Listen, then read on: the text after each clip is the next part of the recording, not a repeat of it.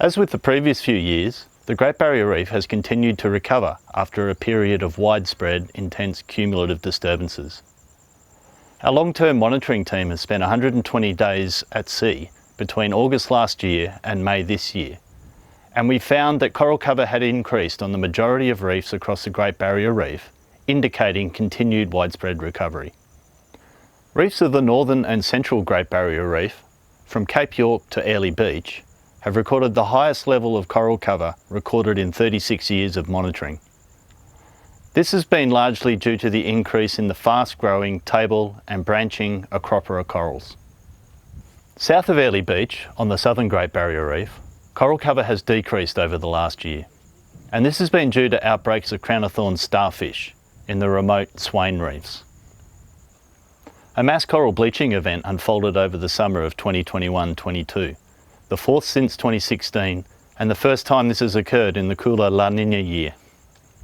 In-water and aerial surveys revealed variable bleaching across the Great Barrier Reef, but the most severe impacts were seen in the central region.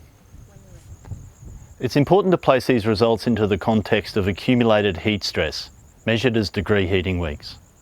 Accumulated heat stress was variable across the Great Barrier Reef, with the most severe impacts recorded on inshore and offshore reefs in the central region.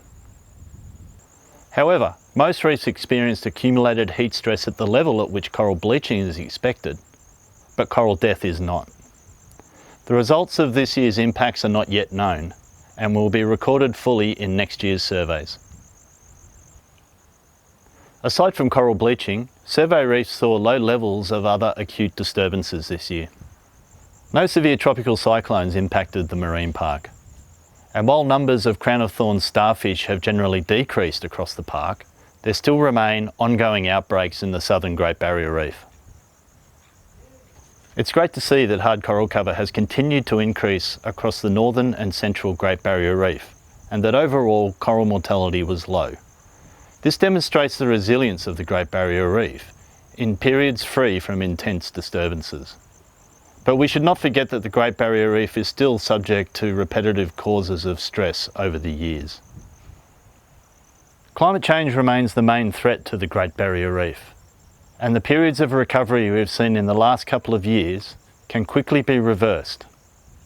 This is because the fast-growing corals that are driving this recovery are also the most susceptible to marine heat waves, to crown-of-thorn starfish outbreaks, and to severe tropical cyclones.